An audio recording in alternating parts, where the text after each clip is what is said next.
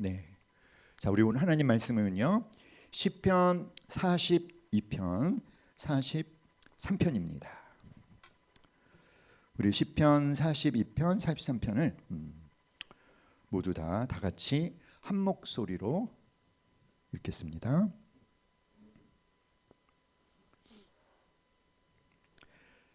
다 찾으셨나요? 다 같이 읽겠습니다. 시작. 하나님이여, 사슴이 시냇물을 찾기에 갈급함 같이 내 영혼이 주를 찾기에 갈급하니이다. 내 영혼이 하나님 곧 살아계시는 하나님을 갈망하나니 내가 어느 때 나아가서 하나님의 얼굴을 배울까? 사람들이 종일 내게 하는 말이 내 하나님이 어디 있느뇨 하오니 내 눈물이 주야로 내 음식이 되었도다. 내가 전에 성의를 지키는 무리와 동행하여 기쁨과 감사의 소리를 내며 그들을 하나님의 집으로 인도하였더니 이제 이 일을 기억하고 내 마음이 상하는 도다. 내 영혼아, 내가 어찌하여 낙심하며 어찌하여 내 속에서 불안해하는가? 너는 하나님께 소망을 두라. 그가 나타나 도우심으로 말미암아 내가 여전히 찬송하리로다. 내 하나님이여, 내 영혼이 내 속에서 낙심이 되므로 내가 요단 땅과 헤르몬과 미살산에서 주를 기억하나이다. 주의 폭포 소리에 깊은 바다가 서로 부르며 주의 모든 파도와 물결이 나를 휩쓸었나이다. 낮에는 여호와께서 그의 인자심을 베푸시고 밤에는 그의 찬송이 내게 있어 생명의 하나님께 기도하리로다.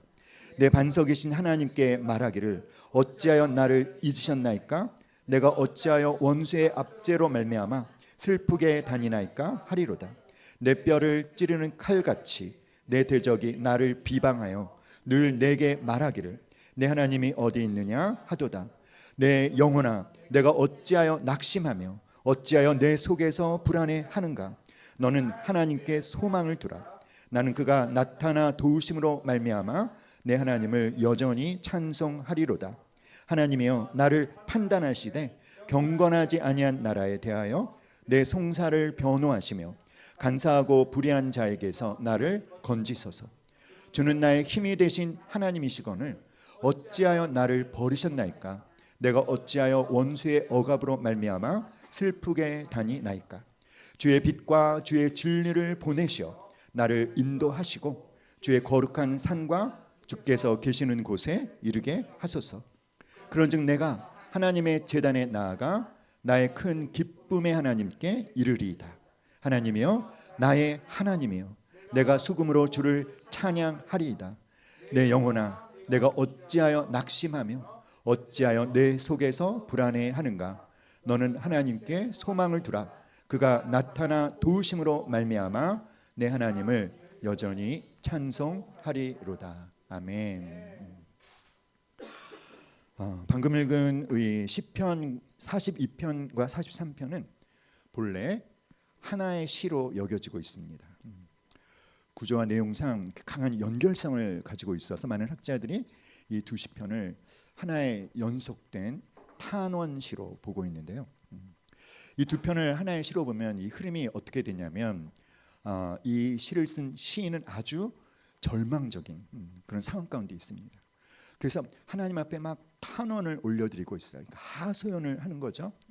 그런데 뒷부분으로 갈수록 그 분위기가 어떻게 바뀌냐면 절망에서 소망으로, 하나님을 향한 찬양으로 그 흐름이 바뀌고 있습니다.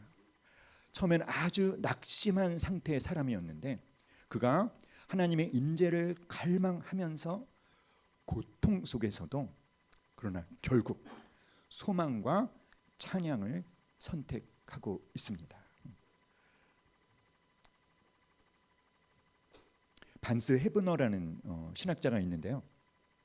이 사람이 사람들이 사는 인생 경험의 세 가지 유형을 말했어요. 첫 번째는 정상에서의 나날들, 두 번째는 일상의 나날들, 셋째는 어두운 나날들. 정상에서의 나날들이란 어떤 나날들일까요? 이 정상에서의 나날들이라고 하는 것은 모든 일들이 아주 그냥 수월하게 잘 풀려나가서 가장 극적으로 진행되는 상황에서 극치의 기분을 누리는 그런 날들을 경험하는 거죠. 일상적인 나날들이란 뭐 특별한 일 없이 그냥 평범한 일상을 살아가는 날들입니다. 그런데 어두운 나날들이 있어요.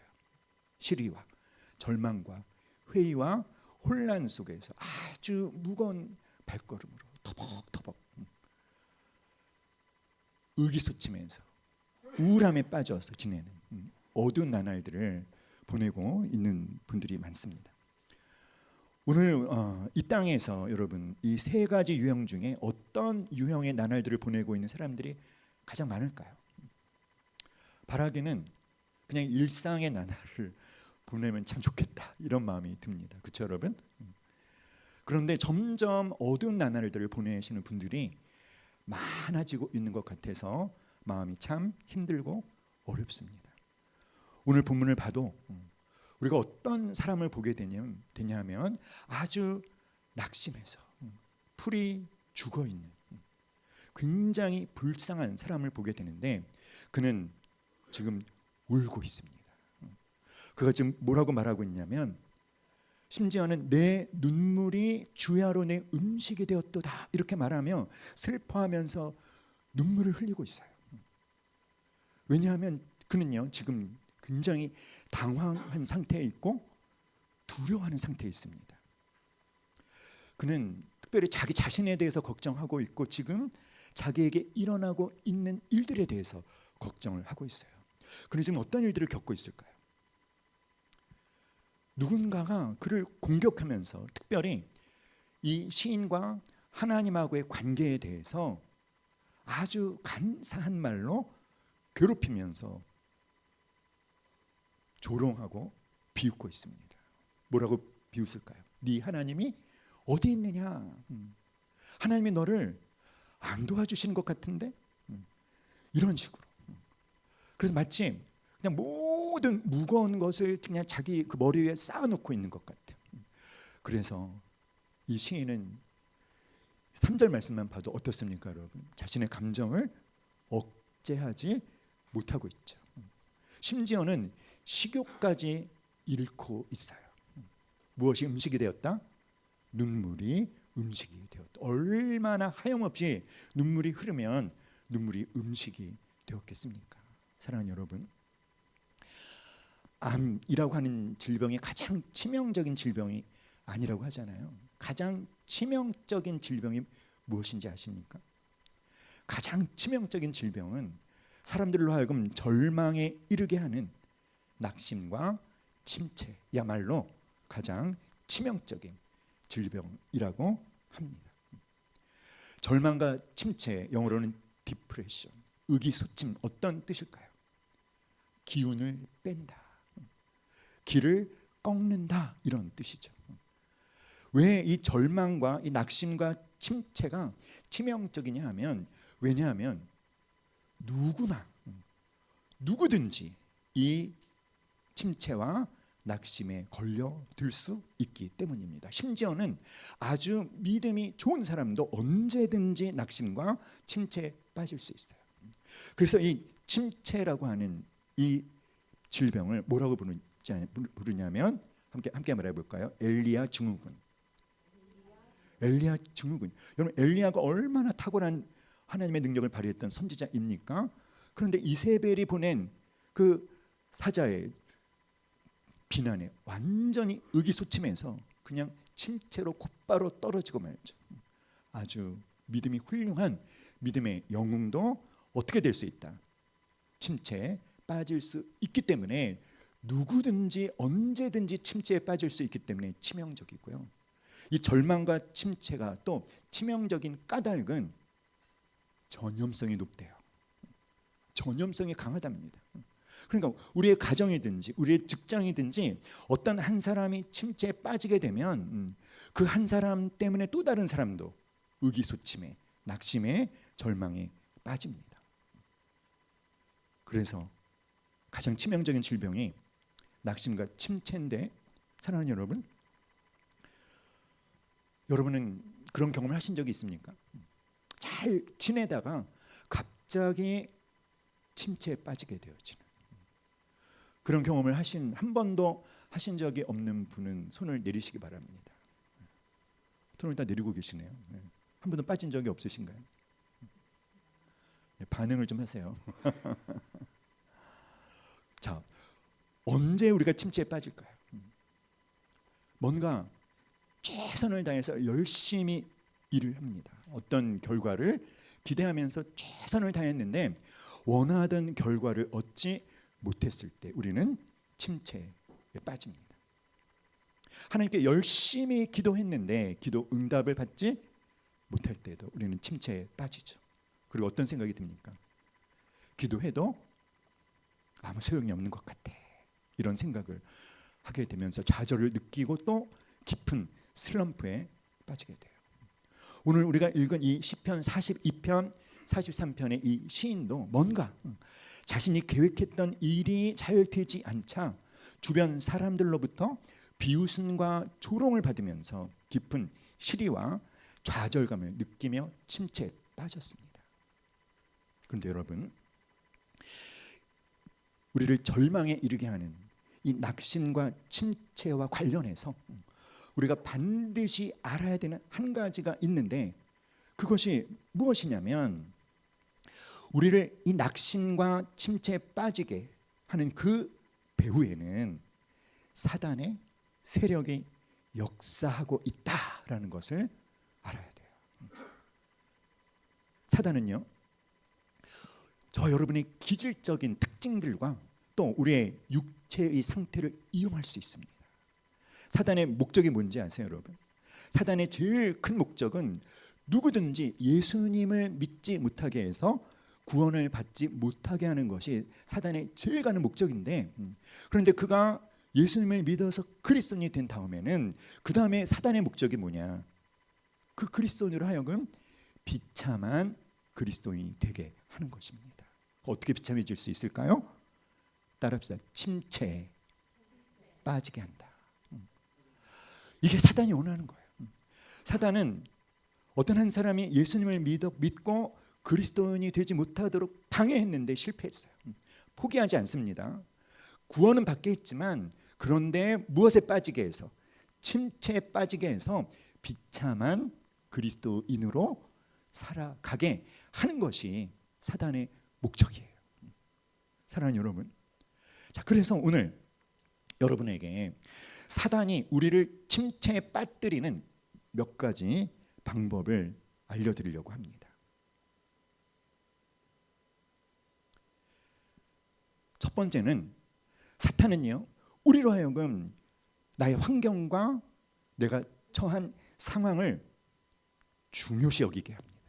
그런데 우리가 환경을 중요시하면, 우리가 상황을 중요시하면 침체에 빠지기가 쉽습니다. 이 시인이 마음이 상하고 그리고 침체되었던 이유가 뭘까요? 사람들이 그에게 하는 말에 너무나 민감하게 반응했기 때문이죠. 뭐라고 얘기했다고요? 네 하나님이 어디 있느냐?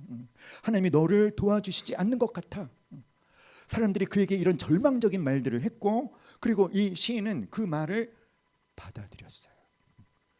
그렇지 않아도 일이 잘 안 풀려서 정말 속이 상해 죽겠는데 거기다가 사람들이 아주 부정적이고 절망적인 말들을 하는 것입니다. 이렇게 자신이 처한 상황과 환경과 사람들의 말에 예민하게 반응하게 되면 무엇에 빠진다? 침체에 빠지는 거예요.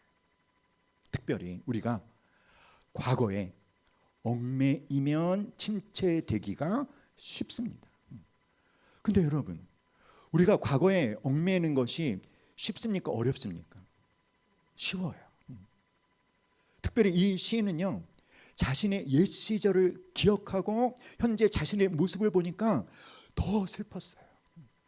그런 말 많이 하죠. 이래봬도 라떼는 이런 얘기 하잖아요, 그렇죠? 내가 예전에는 이랬었는데, 내가 그때는 어땠었는데, 그런데 지금의 나의 모습을 보니까 너무나 초라하게 느껴지면서, 그래서 마음이 너무나 씁쓸해지면서 침체에 빠지는 것이죠.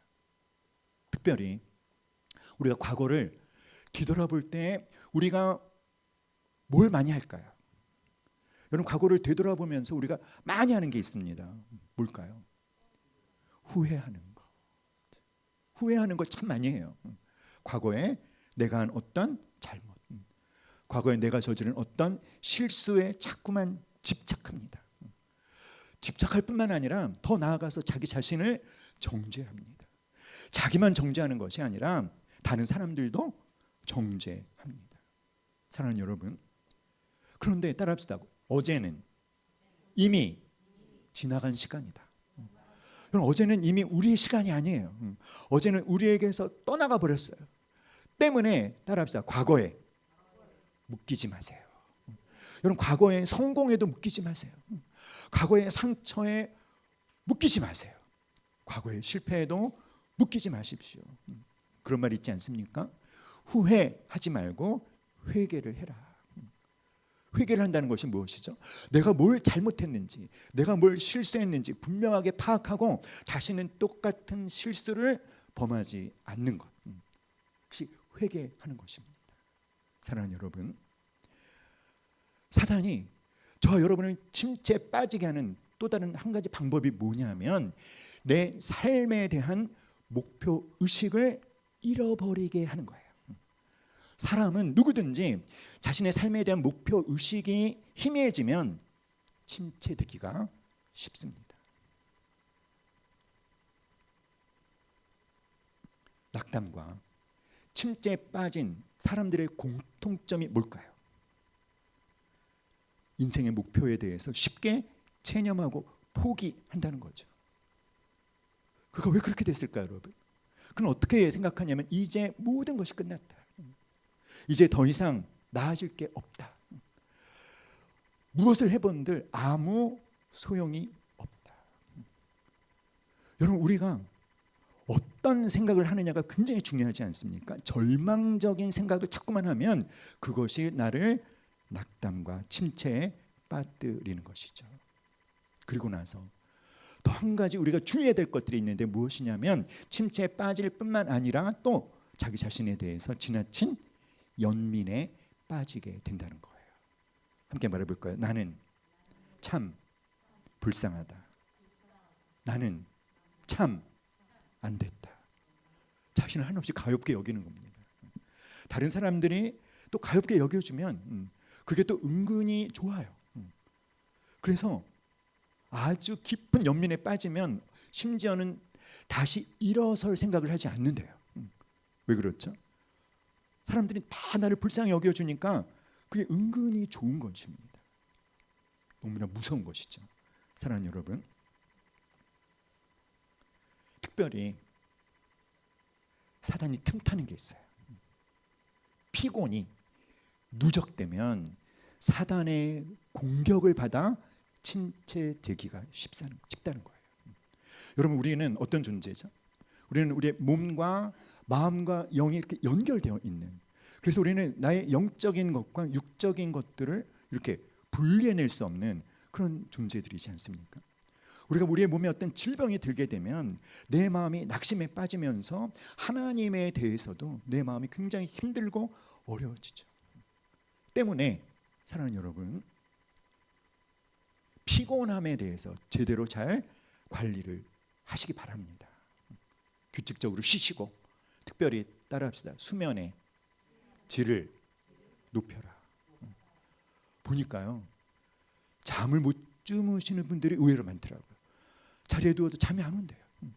한번 어떤 생각이 딱 들기 시작하면 그 생각이 꼬리에 꼬리를 물고 밤잠을 자지 못하고 그냥 하얗게 나를 세우신다는 거죠.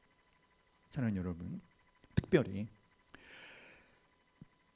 침체에 빠지게 하는 사단의 방법 중에 가장 우리가 경계해야 되는 것, 우리가 침체에 빠지게 되는 최종적인 원인, 사실은 이것이 가장 중요한데요. 뭐냐면 불신앙입니다. 사랑하는 여러분, 불신앙이 없는 곳에서는 사탄은 아무것도 할 수가 없어요. 그러나 어떻게 해서든지 사탄은 우리로 하여금 하나님을 신뢰하지 못하게 합니다. 하나님에 대해서 의심하게 합니다.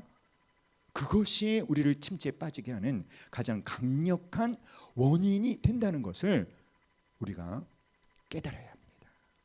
사랑하는 여러분, 왜 우리가 하나님을 신뢰하지 못할까요? 우리가 하나님의 말씀을 듣고 그 말씀에 순종하기보다는 마귀가 속삭이는 속삭임을 듣고 그것을 받아들이고, 그래서 마귀의 공격에 쓰러지고 넘어지게 되는 것이죠. 그래서 오늘 우리가 읽은 이 시편 42편 43편에 보면은 이 시인이 아주 열심히 하고 있는 게 있습니다. 뭘 하고 있는지 아세요? 하나님이 어떤 분이신지에 대해서 그는 기억하고 또 입술을 열어서 선포하는 걸 굉장히 열심히 하고 있어요. 왜 그것을 열심히 할까요? 그가 과거에 침체에 빠지게 된 원인 중에 하나가 무엇이냐면 하나님을 잊어버렸기 때문에, 하나님에 대한 확신, 하나님의 능력에 대한 믿음을 잃어버렸기 때문에, 하나님하고의 관계가 바르지 못했었기 때문임을 그가 깨달은 것이죠. 그래서 그가 경험해서 그가 알고 있는 하나님의 성품을 그는 아주 열심히 고백을 하고 있습니다. 그것이 그를 살립니다. 나중에 좀 더 자세히 소개를 해드릴게요. 자, 여러분, 혹시 곤돌메기라는 물고기에 관련된 이야기를 들어보신 적 있나요? 어떤 심리학자들이 이 곤돌메기 물고기를 갖고 실험을 했어요. 큰 어항에 곤돌메기를 풀어놓고, 그리고 곤돌메기가 너무나 좋아하는 먹이들, 뭐 먹이 플랑크톤이나 작은 물고기들을 아주 많이 풀어놓습니다. 그러니까 곤돌메기에게는 그 어항이 천국이겠죠. 입만 벌리면 자기가 좋아하는 먹이가 그냥 입으로 막 들어오는 거예요. 자, 이렇게 한참을 놔둡니다. 한참 있다가 근데 어항 한가운데 투명한 유리막을 설치해요. 이쪽에는, 한쪽에는 곤돌메기가 있고 한쪽에는 곤돌메기가 좋아하는 먹이가 있습니다. 곤돌메기가 한참을 놀다가 허기가 지면은 어떻게 할까요, 여러분? 먹이가 있는 곳으로 돌진을 하겠죠. 근데 먹이가 있는 곳으로 돌진을 하는데 뭔가 보이지 않는데 자꾸만 막히는 거예요. 먹이가 있는 곳까지 갈 수 있습니까, 없습니까? 없는 거죠. 계속 시도하지만 계속 어떤 경험을 할까요? 실패하는 경험을 하는 겁니다. 한참을 그 경험을 하게 했다가 그 투명한 유리막을 딱 제거해요. 그럼 이 곤돌메기가 허기가 져서 먹이를 먹고 싶으면 이제 얼마든지 먹이가 있는 곳에 가서 먹을 수 있지 않습니까? 안 가는 거예요. 배가 고픈데도, 눈앞에 먹이가 있는데도 안 갑니다. 왜 안 갈까요? 이번에 가도 뭐 할 것이다? 실패할 것이다. 왜 그렇게 됐죠? 계속해서 실패하는 경험을 반복해서 한 것이 이 곤돌메기에게 실패에 대한 자기 암시를 걸어버리게 된 것이죠. 이번에 해도 나는 먹이가 있는 곳에 갈 수 있다, 갈 수 없다, 갈 수 없다. 그래서 장애물이 제거됐지만 먹이가 있는 곳에 가지 않고, 그래서요 거의 대부분의 곤돌메기가 허기가 진 상태에 임에도 불구하고 먹이를 먹지 못하고 굶어 죽었답니다. 사랑하는 여러분, 침체가 이렇게 무서운 거예요.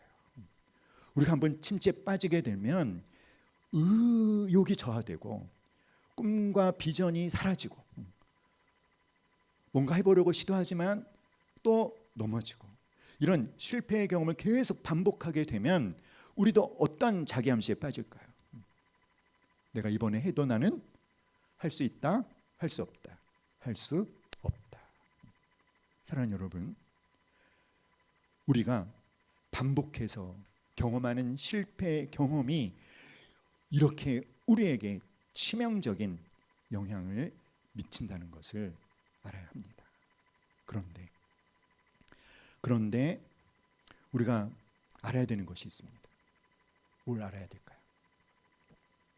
우리가 계속 반복해서 경험한 그 과거의 실패 경험을 함께 말합시다. 예수님의 피 묻은 십자가로 온전히 제거해 버리셨다. 믿습니까, 여러분?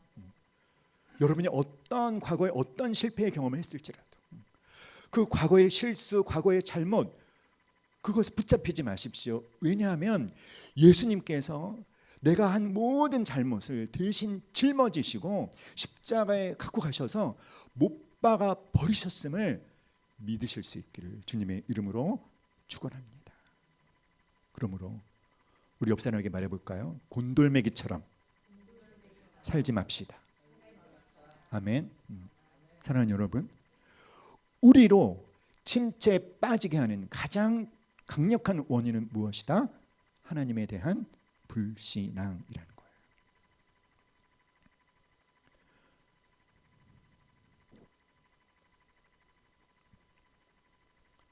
함께 말해봅시다. 하나님을 잊어버리는 것, 하나님에 대한 믿음을 잃어버리는 것, 하나님의 능력에 대한 확신을 잃어버리는 것.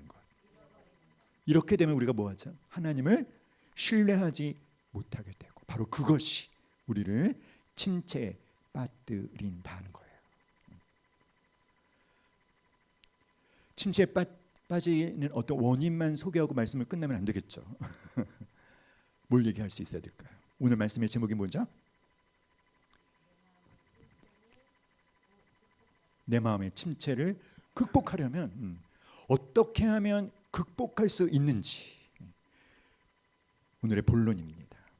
사랑하는 여러분, 우리가 이 시편 42편 43편 고라 자손이 지은 시라고 알려져 있는데, 이 시인을 우리가 배워야 돼요. 이 시인 또한 말씀드린 것처럼 침체에 빠져 있었어요. 그런데 그는 그것을 극복해냅니다. 그래서 나중에는 소망을 선포합니다. 하나님을 찬양합니다. 그래서 이 시인이 어떻게 침체를 극복해낼 수 있었는지, 이 시인이 마음에 뭘 품었는지, 이 시인이 어떤 선택을 했는지, 이 시인이 어떤 행동을 했는지, 이 시편 42편 43편을 쓴 시인에게서 우리가 배울 수 있었으면 좋겠어요. 시인이 한 것처럼 하면 따라합시다. 나도 침체를 극복해낼 수 있다. 첫 번째는 무엇입니까?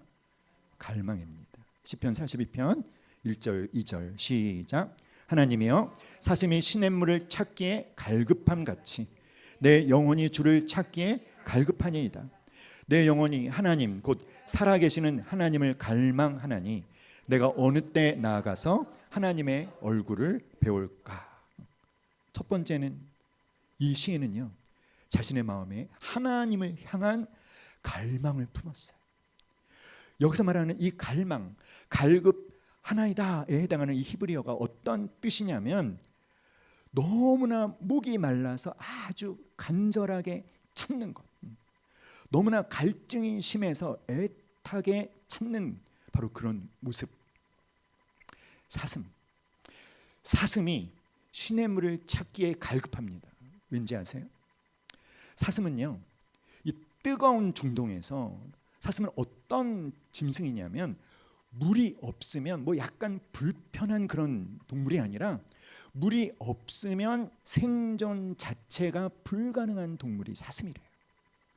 그래서 내가 시냇물을 찾기에 갈급합니다 라고 하는 이 말이, 하나님 저는 뭐 시냇물을 조금 좋아합니다 라는 그런 뜻이 아니라, 시냇물, 물을 마시지 못하면 나는 어떻게 됩니다? 나는 죽습니다.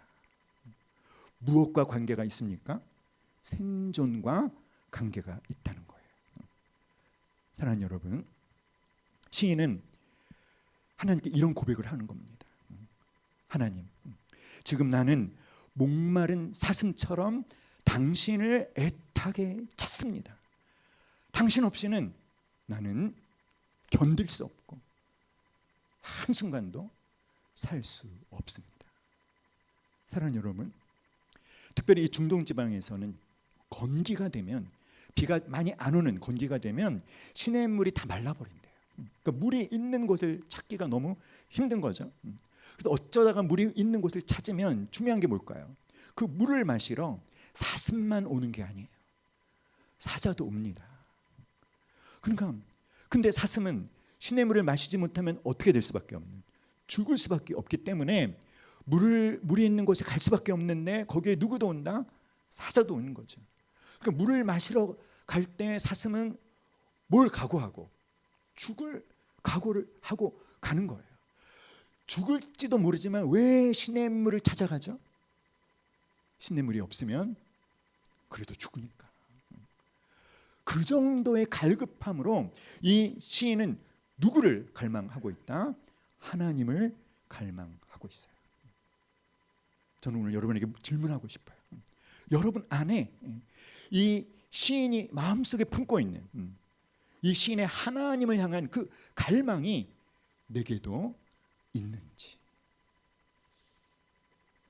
사랑하는 여러분, 하나님을 찾되 그냥 조금 열심히 찾는 것이 아니라 따라합시다. 애타게, 간절히, 전심으로, 온 마음으로 찾으실 수 있기를 기도합니다. 예레미야 29장 12절 13절에 보니까 너희가 내게 부르짖으며 내게 와서 기도하면 내가 너희들의 기도를 들을 것이요 너희가 온 마음으로 나를 구하면 나를 찾을 것이요 나를 만나리라. 우리가 하나님을 어떻게 구할 때 하나님을 찾게 되고 하나님을 만나게 된다? 온 마음으로, 전심으로 구하는 오늘 밤이 되기를 간절히 기도합니다. 시인에게서 우리가 배워야 될 두 번째 것이 있어요. 다 같이 시작. 다시 한번 시작. 이 시인은 자신이 자기에게 말을 하고 있습니다. 그런데 우리가 이것을 배워야 됩니다. 내가 내게 말하는 것. 5절이죠. 같이 시작. 내 영혼아 네가 어찌하여 낙심하며 어찌하여 내 속에서 불안해하는가? 너는 하나님께 소망을 두라. 그가 나타나 도우심으로 말미암아 내가 여전히 찬송하리로다. 자, 여러분, 이 시인이 지금 누구에게 말을 하고 있죠? 자신의 영혼을 향해서, 마치 어떤 또 다른 상대방이 있는 것처럼 자신의 영혼을 향해서 네가 어찌하여 낙심하며 네가 어찌하여 내 속에서 불안해하느냐. 너는 누굽니까? 자기 영혼을 향해서 하나님께 소망을 두라. 뭐하고 있어요? 이 시인은 지금 자기 자신에게 말을 걸고 있어요. 뭘 하고 있습니까? 질문하고 있어요. 그리고 뭐하고 있습니까? 명령하고 있습니다. 사랑하는 여러분, 우리가 우리 자기 자신에게 말하는 것을 배워야 합니다. 우리는요, 아침에 일어나면 누군가가 나에게 말해요. 근데 그 말하는 것들이 긍정적인 게 아니에요. 굉장히 부정적이고 절망적이고 어두운 어떤 소리가 내 안에서 나에게 들려옵니다. 그럼 우리 그 소리를 듣습니다. 그리고 그것을 받아들입니다. 그리고는 곧장 낙심과 침체에 빠집니다. 그러나 여러분, 바로 여기에서 우리의 대부분의 불행이 시작된다는 걸 아셔야 돼요. 우리가 해야 되는 게 뭐냐면 내 안에서 나에게 들려오는 소리를 듣기만 하지 말고 이제는 따라합시다. 내가 나에게 말을 걸어라. 믿습니까, 여러분? 내가 나에게 말을 하는 거예요. 어찌하여 낙심하느냐? 어찌하여 불안해하느냐? 질문하는 것입니다. 그리고 명령하죠. 너는 하나님께 소망을 두라. 함께 말해볼까요? 자기 자신에게 설교해야 한다. 자기 자신에게 권면해야 한다. 자기 자신에게 질문해야 한다. 자기 자신에게 명령해야 한다. 할렐루야. 여러분, 훈련하시기 바라요. 나를 다루는 훈련을 하시기 바랍니다. 나에게 뭘 하라? 말을 해라. 어떤 말? 질문하고 설교하고 권면하고 명령하고. 할렐루야. 아멘. 내 안에서 들려오는 소리만 듣지 말고 듣는 걸 멈추고 따라합시다. 내가 나에게 말하겠습니다. 믿습니까, 여러분? 여러분, 시편을 읽어보면 다윗이 얼마나 그걸 열심히 하는지 몰라요. 내 영혼아 하나님을 찬양할지어다. 다윗이 자기 스스로에게 명령을 하는 거예요. 사랑하는 여러분 안에 하나님에 대한 갈망이 부족합니까? 너무 없습니까? 그럼 여러분 스스로에게 명령하세요. 내 영혼아 하나님을 갈망할지어다. 내 영혼아 하나님에 대한 갈망을 품을지어다. 할렐루야. 여러분 오늘 명령하시기 바랍니다. 세 번째, 오늘 이 시인은 하나님에 대해서 자신이 알고 있는 하나님 굉장히 열심히 표현하고 있어요. 이 시인이 알고 있는 하나님 어떤 하나님일까요? 우리 2절 한번 읽어볼까요? 2절 내 영혼이 시작 내 영혼이 하나님 곧 살아계시는 하나님을 갈망하나니 내가 어느 때 나아가서 하나님의 얼굴을 이 시인은 하나님을 어떤 하나님이라고 말하고 있죠? 살아계시는 하나님. 따라합니다. 하나님은 죽지 않으셨다. 할렐루야. 하나님은 살아계십니다. 믿습니까? 8절 읽어볼까요? 8절 시작 낮에는 여호와께서 그의 인자하심을 베푸시고 밤에는 그의 찬송이 내게 있어 생명의 하나님께 기도하리로다. 자, 하나님은 어떤 하나님? 인자하심을 베풀어 주시는 하나님. 또 8절에 하나님은 어떤 하나님? 생명의 하나님. 9절 시작 내 반석이신 하나님께 말하기를 어찌하여 나를 잊으셨나이까? 내가 어찌하여 내 원수의 압제로 말미암아 슬프게 다니나이까? 하리로다. 하나님은 나의 무엇이신? 반석이신 하나님. 그리고 5절과 11절에 하나님은 어떤 하나님이시죠? 5절 시작 내 영혼아 내가 어찌하여 낙심하며 어찌하여 내 속에서 불안해하는가? 너는 하나님께 소망을 두라. 그가 나타나 도우심으로 말미암아 내가 여전히 찬송하리로다. 11절 내 영혼아 내가 어찌하여 낙심하며 어찌하여 내 속에서 불안해하는가? 너는 하나님께 소망을 두라. 나는 그가 나타나 도우심으로 말미암아 내 하나님을 여전히 찬송하리로다. 하나님은 어떻게 해주시는 분이시다? 나타나 도우시는 하나님. 여러분 이 시인이 낙심과 침체를 극복해내는 너무나 지혜가 뭔지 아세요? 자신이 과거의 경험에서 하나님에 대해서 하나님의 성품, 하나님에 대해서 알게 된 그 하나님에 대한 지식을 아주 열심히 입술을 열어서 고백을 하고 있다는 거예요. 우리가 여기서 봐야 되는 것은 이 시인은 마음속으로 하나님은 살아계신 하나님이시죠. 하나님은 인자하심을 베풀어 주는 하나님이시여 마음으로 생각만 하고 있는 것이 아니라 이 시인은 지금 뭘 하고 있습니까? 입술을 열어서 자신이 하나님에 대해서 믿고 있는 하나님의 성품에 대해서 믿고 있는 것들을 뭐 하고 있어요? 입술을 열어서 고백을 하고 있어요. 여러분이 낙심에 빠지게 되어졌을 때, 침체에 빠지게 되어졌을 때 입을 다물고 있지 마세요. 입을 여십시오. 입을 열어서 뭐 합니까? 내가 알고 있는 하나님을 기억해내시기 바랍니다. 내가 경험한 하나님이 어떤 분이신지, 그리고 그 하나님을 입술을 열어서 믿음을 실어서 선포하는 것입니다. 고백하는 것입니다. 이게 중요해요. 믿음을 고백하는 것이 우리에게 어떤 유익을 줄까요? 4가지 유익이 있어요. 다 같이 시작. 영혼을 일으키는 힘이 된다. 고백할 때 믿음이 자란다. 입술의 고백은 전쟁에서 이기게 한다. 다른 사람에게도 힘이 된다. 사랑하는 여러분, 내가 하나님에 대해서 내가 알고 있는 하나님의 성품을 우리가 입술을 열어서 고백하잖아요. 사랑하는 여러분, 하나님께서 천지를 창조하실 때 무엇으로 창조하셨죠? 말씀으로 창조하셨죠. 그리고 모든 피조물 가운데 말할 수 있는 능력을 오로지 누구에게만 허락하셨습니까? 사람에게만 허락하셨어요.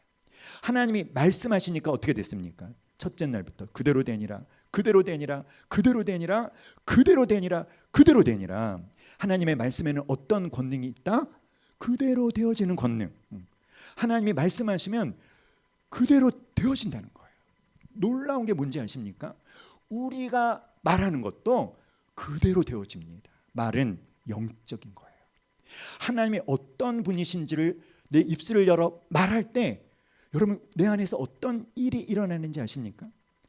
내가 고백한 그 하나님의 성품에 근거해서 내가 처한 상황과 환경을 재해석할 수 있게 되는 일들이 일어난다는 것입니다. 영혼을 일으키는 힘이 된다는 말이 바로 그 말인 거죠. 사랑하는 여러분, 사람이 마음으로 믿어 의에 이르고 입으로 시인하여 무엇에 이르느니라? 구원에 이르느니라.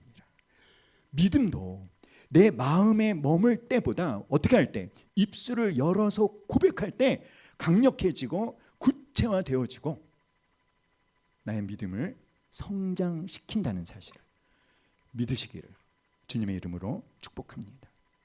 낙심, 두려움, 거짓된 생각과 싸울 때 가장 강력한 무기가 뭐다? 따라합시다. 입술의 고백. 입술의 고백. 여러분, 우리가 하나님의 말씀을 암송합니다. 그 하나님의 말씀을 뭐 할 때? 말할 때 그 말씀이 내 삶에서, 내 환경에서, 내 상황에서 역사하기 시작하는 거예요. 고백하셔야 돼요.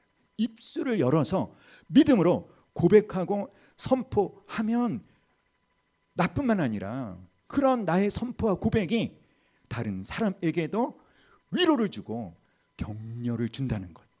할렐루야. 아멘. 믿습니까, 여러분?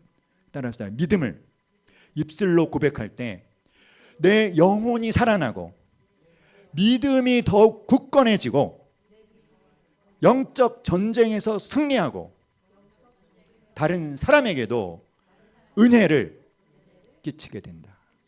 할렐루야.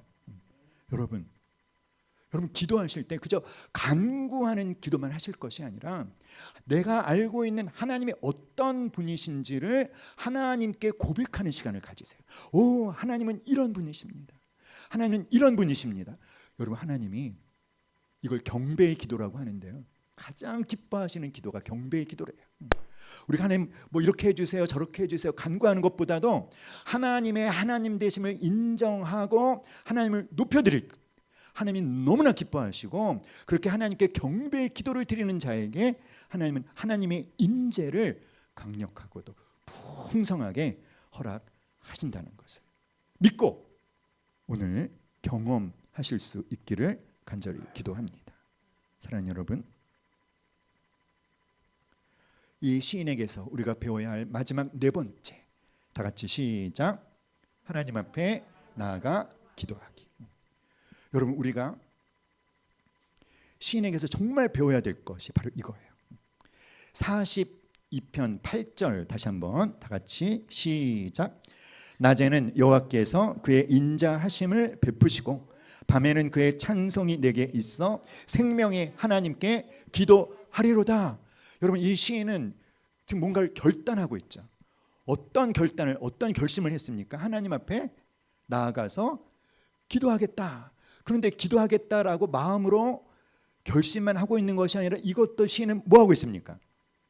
입술로 선포하고 있어요.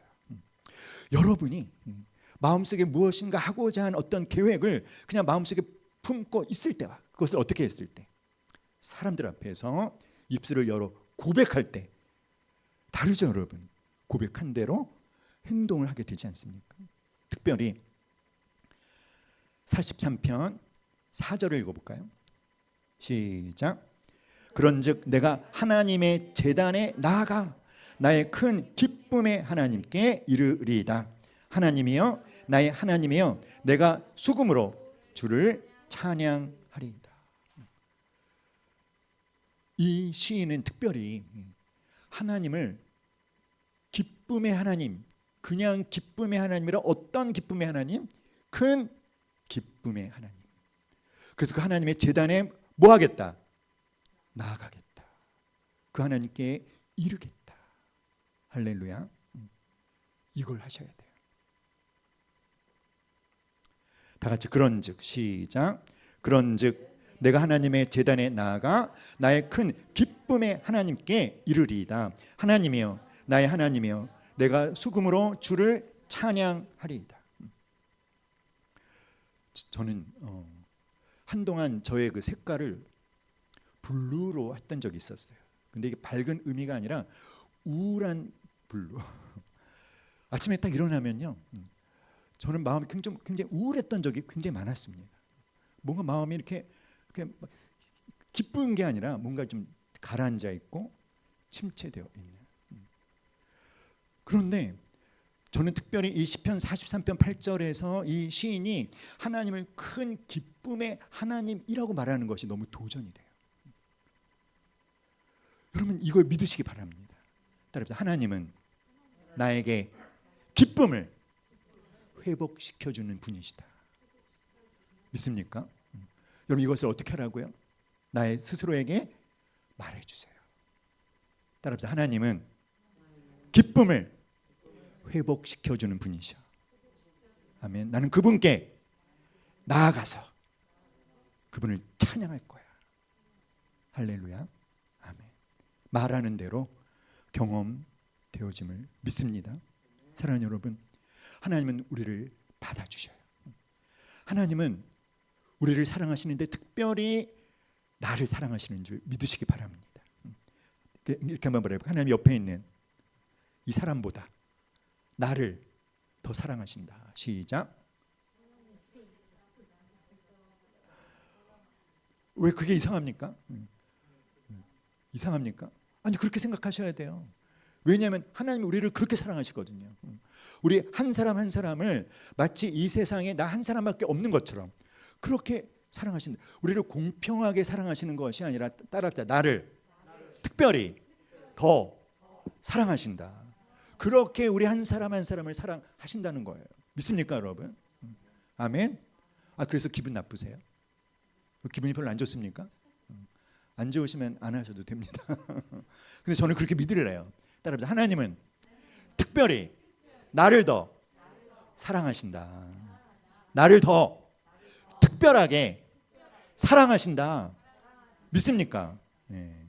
기분이 좋아지지 않습니까? 할렐루야. 그래서 하나님은 얼마나 열심히 우리를 기도로 초청하고 계시는지 몰라요. 따라합시다. 너는 내게 부르짖으라. 그러면 뭐 하시겠고? 내가 너에게 응답하겠고 네가 알지 못하는 크고 은밀한 일을 내게 보이리라. 그러므로 우리는 긍휼하심을 받고 때를 따라 돕는 은혜를 얻기 위하여 은혜의 보좌 앞에 어떻게 나아갈 것이다? 담대하게 나아갈 것이라. 여러분 오늘 밤 그렇게 담대하게 나아가시기를 간절히 기도합니다. 특별히 말해볼까요? 문제의 해결만 구하지 말고 하나님을 온 마음으로 구하겠습니다. 할렐루야. 아멘.